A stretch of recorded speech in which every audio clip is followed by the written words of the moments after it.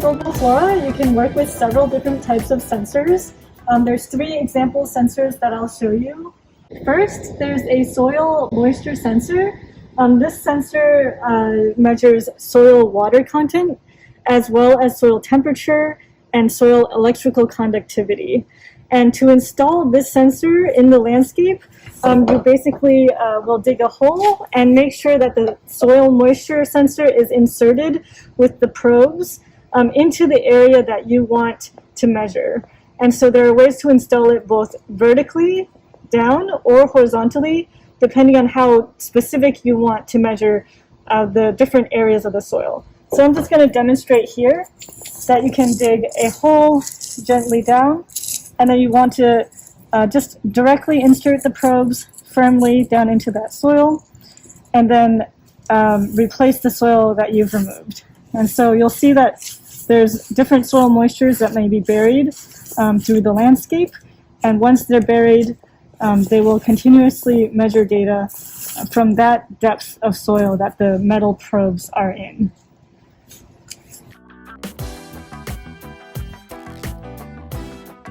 So next we have a temperature and relative humidity probe. This probe is installed into what we call a solar radiation shield, and within this environment it'll be able to give an average reading of temperature and relative humidity that's shielded from the direct sun. And so we install the probe within this radiation shield, and we just need to secure it within here. There's just a couple screws here.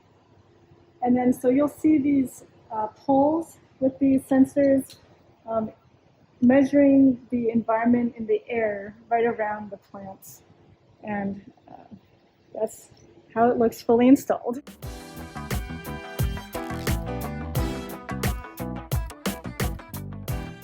Third, we have a light sensor. We have one of these in the dry biome. And so this sensor will take in radiation that plants can use and measure how much light there is available for the plants.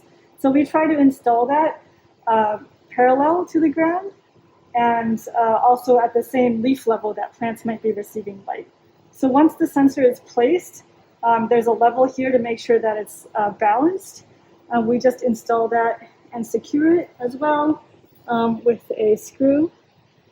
And we leave this here for continuous monitoring as the light changes across